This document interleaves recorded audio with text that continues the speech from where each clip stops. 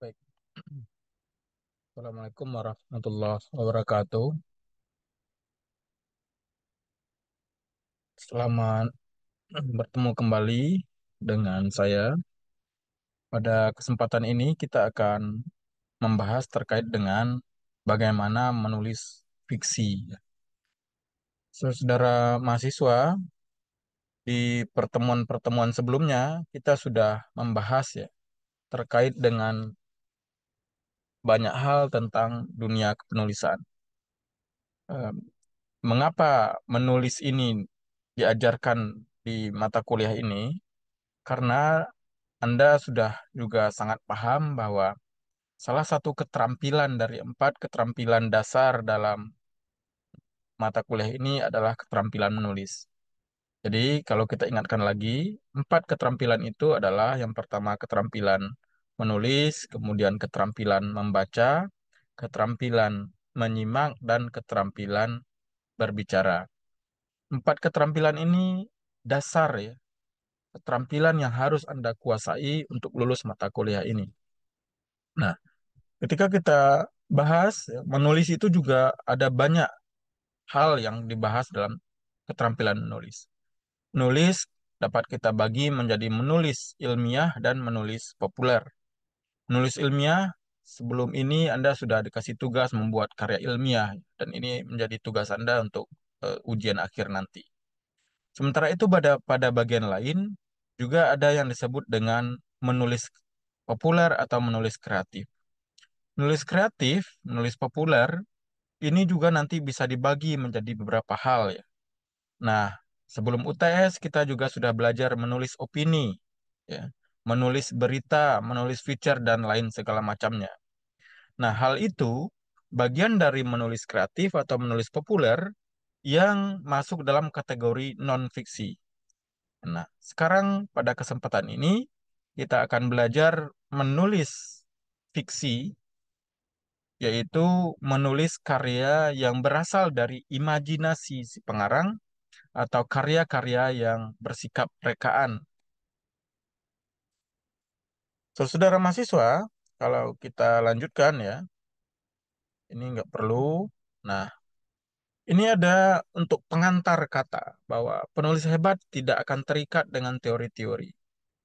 Ia menulis mengalir begitu saja seperti menceritakan kisah-kisah yang dia alami.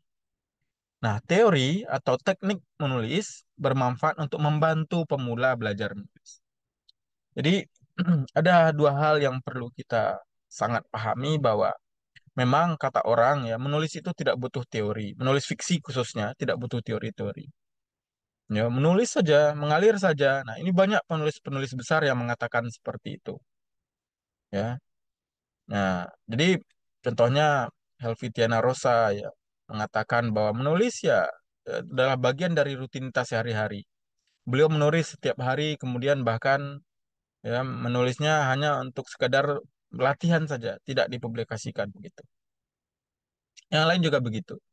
Penulis-penulis senior seperti Pramudia Anantatur ya, menulis dalam semua kesempatan. Bahkan dalam kesempatan tersulit dalam hidupnya dia menulis. Dia menulis di penjara, kemudian menghasilkan karya-karya yang agung yang Anda bisa baca sampai saat sekarang ini. Buya Hamka ya, menulis dalam hal tersulit dalam hidupnya. Buya Hamka menulis di penjara, kemudian menghasilkan tafsir Al-Azhar yang fenomenal, yang sampai sekarang masih sangat diperhitungkan di dalam dunia ilmu pengetahuan. Nah, jadi benar ya yang pertama bahwa menulis ya begitu saja mengalir. Tapi sebagai penulis pemula, teori-teori ini sangat membantu kita bagaimana untuk memulai menulis itu. Jadi, ada dua hal. Yang pertama, menulis itu mengalir saja, tidak butuh teori. Iya, benar, tapi untuk kalangan-kalangan tertentu. Tapi untuk pemula, saya rasa dari pengalaman-pengalaman saya menulis dan juga belajar menulis, teori-teori ini atau teknik-teknik kepenulisan ini bermanfaat untuk membantu belajar menulis. Nah, sekarang menulis fiksi. Fiksi apa itu fiksi? Tadi sudah kita sampaikan. Fiksi itu adalah karya yang berakar dari imajinasi pengarangnya. Fiksi adalah karya bukan realitas ya. dia bukan fakta, tapi dia adalah imajinasi. Bagaimana dengan imajinasi yang bersumber dari sejarah? Bagaimana imajinasi yang bersumber dari fakta? Ketika dia disebut dengan karya fiksi, maka tetap saja dia bukan fakta, dia bukan sejarah, tapi adalah fiksi sejarah. Gitu. Fiksi yang berakar bersumber dari sejarah. Artinya apa? Di dalamnya ada bumbu-bumbu yang tidak berasal dari hal yang nyata. Apakah itu tokohnya yang imajinasi, ya, apakah itu waktunya yang imajinatif dan segala macam. Walaupun sebenarnya dia menceritakan terkait dengan sejarah. Nah, kalau kita lihat ya cerita, nah, karakter utama yang memiliki tujuan ya, cerita dalam karya fiksi itu adalah karakter utama yang memiliki tujuan berisiko yang mendapatkan banyak rintangan di sepanjang perjalanan dan memperoleh sebuah resolusi tertentu. Secara sederhana, ya, cerita adalah karakter utama. Jadi seorang tokoh, dia memiliki tujuan yang ingin dia capai, tapi tujuan itu penuh resiko untuk mendapatkannya. Jadi dia mendapatkan banyak rintangan di sepanjang perjalanan dan memperoleh resolusi tertentu ketika menghadapi masalah-masalah. Ini cerita, saudara, ya. Nah, cerita-cerita seperti ini tidak hanya digunakan di dalam novel, tapi juga banyak digunakan contohnya di dalam penulisan skenario film contoh.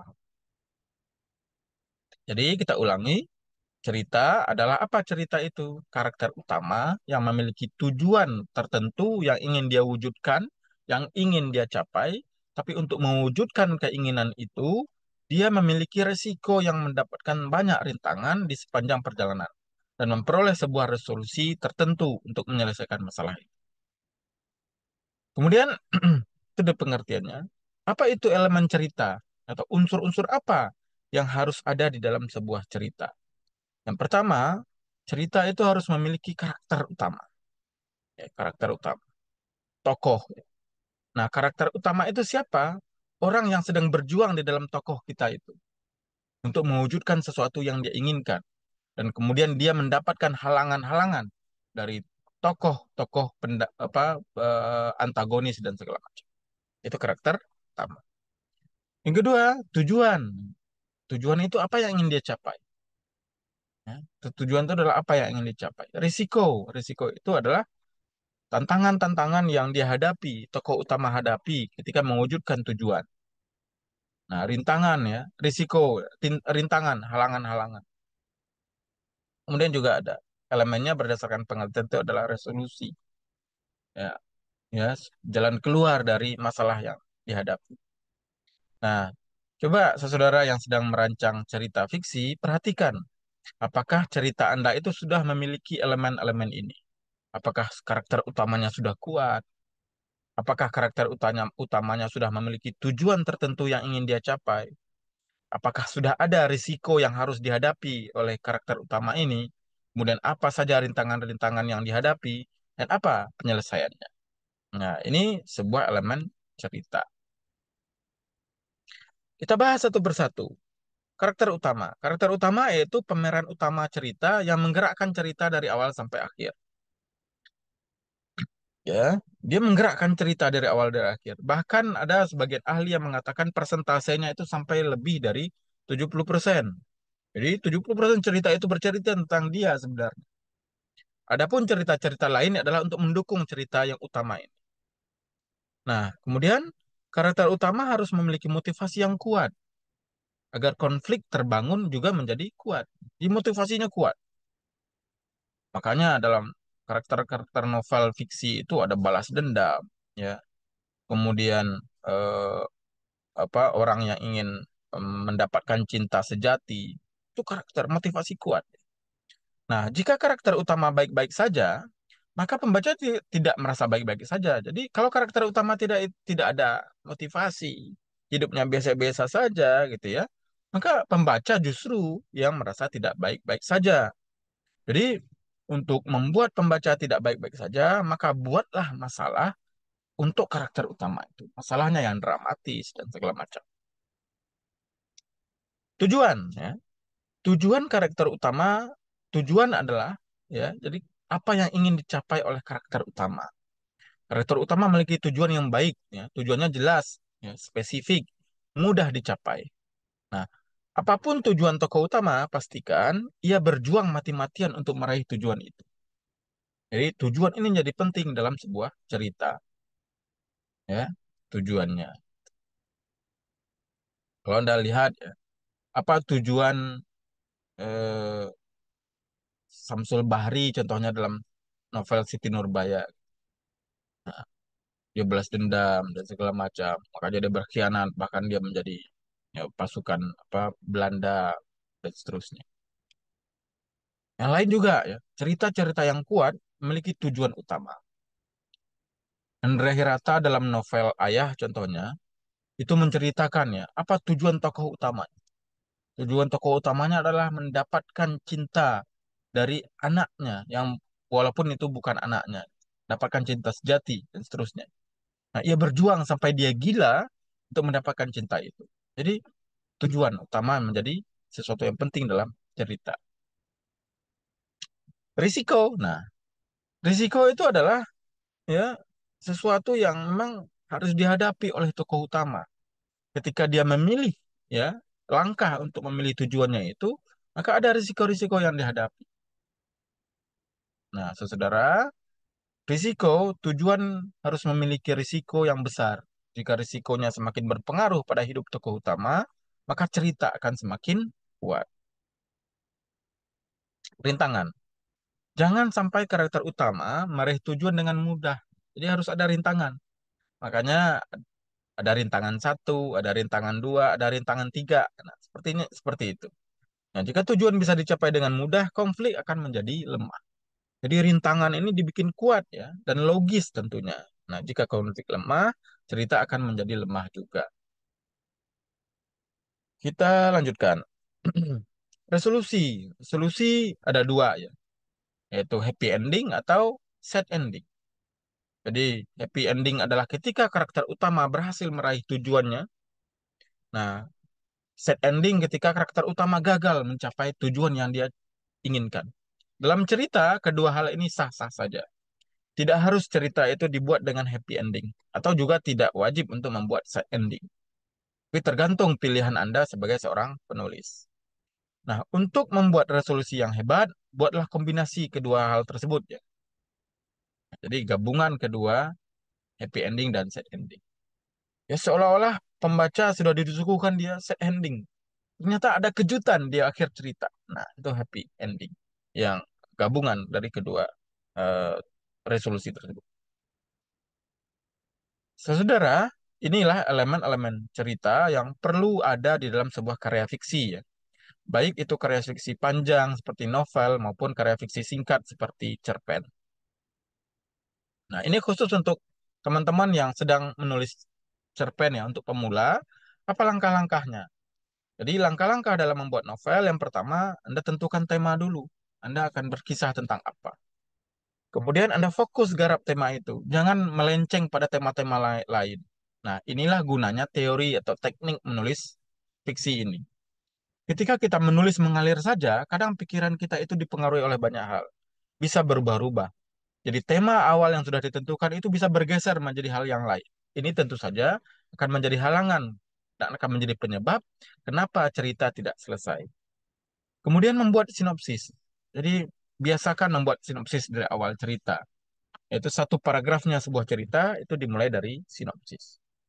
Kemudian baru rangkai ya. Buat kerangka karangannya. Kalau karangan Anda terdiri dari 15 bab, nah masing-masing bab itu akan menceritakan apa. Itu sudah ada kerangkanya. Kemudian Anda selesaikan satu persatu, selesaikan bab satu, bab dua, bab tiga, dan seterusnya. Bolehkah Anda selesaikan bab yang lain? Boleh. Kalau kerangkanya itu sudah jadi, nggak masalah. Contohnya Anda mulai dari bab 15. Tapi itu berdasarkan kerangka yang ada, ya silahkan saja. Tapi hal ini tentu membutuhkan keahlian atau kecermatan agar cerita tidak tumpang tindih. Nah, hal yang penting juga dalam menulis novel adalah bagian ketika novel sudah selesai ditulis, yaitu proses editing. Proses editing ini sangat penting ya, saudara. Kenapa sangat penting? Karena kadang ketika kita menulis, kita ada yang alfa, kita ada yang khilaf, dan segala macam, maka kita selesaikan dalam konteks editing ini. Khususnya salah ketik dan segala macam. Ini langkah-langkah dalam membuat novel. Nah, hal yang lain ya, hal-hal penting ya, tips-tips dalam menulis novel itu, yang pertama, Anda harus menggait pembaca pada paragraf pembuka di awal yang menyuguhkan konflik. Dalam istilah olahraga tinju contohnya ada hook, pukulan di awal, pukulan yang mematikan di awal. Jadi Anda beri hook pembaca Anda. Agar apa? Agar mereka terpikat dengan cerita kita. Kemudian kembangkan karakter tokoh novel Anda itu. Nah, karakter utama tadi yang sudah disusun dikembangkan. Yang ketiga, pilih sudut pandang penulisan cerita dalam novel Anda. Sudut pandang ini penting ya dalam menulis novel. Jadi kadang-kadang ada penulis yang suka menulis dalam sudut pandang orang pertama. Dia bercerita tentang aku, seterusnya. Ada juga yang penulis novel menulis dalam sudut pandang orang ketiga. Dia tidak terlibat di dalam cerita, maka dia akan menceritakan dia, ia, dan seterusnya. Ini tips-tips sederhana ya, saudara, terkait dengan bagaimana menulis novel. Yang lain apa? Jangan membuat dialog yang klise gitu. Jadi buatlah dialog yang penuh arti, penuh makna. Walaupun dalam kehidupan sehari-hari, kadang-kadang kan nggak jarang juga orang yang berbicara seperti itu gitu. Tapi ini novel. Novel itu tidak menuliskan hal-hal yang biasa, kecuali ya novel-novel populer. Kemudian tetapkan setting cerita dalam novel Anda. Settingnya bagaimana? Jadi settingnya jelas. Di mana settingnya? Di desa, di kota, dan seterusnya.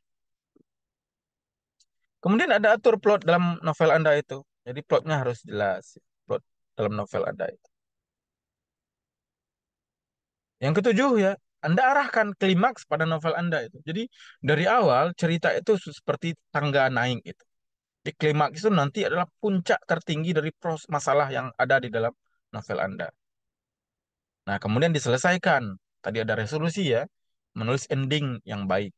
Terakhir ya, yang paling penting juga adalah judul sebuah novel itu adalah selain mewakili cerita, tentunya judul ini harus menarik. Jadi, judul sekali lagi selain mewakili cerita, dia harus menarik. Nah, saudara mahasiswa, inilah materi terkait dengan menulis fiksi, khususnya bagaimana menulis novel. Mudah-mudahan bermanfaat bagi Anda dan nanti kita bisa diskusikan di kelas ketika saya masuk kelas ya. Dan ini tolong dipelajari sebelum kita masuk kelas sudah ada bahan diskusi Anda. Tolong Anda simak video ini agar nanti ketika kita di kelas kita bisa berdiskusi terkait dengan materi menulis fiksi ini. Terima kasih. Kita akhiri. Wassalamualaikum warahmatullahi wabarakatuh.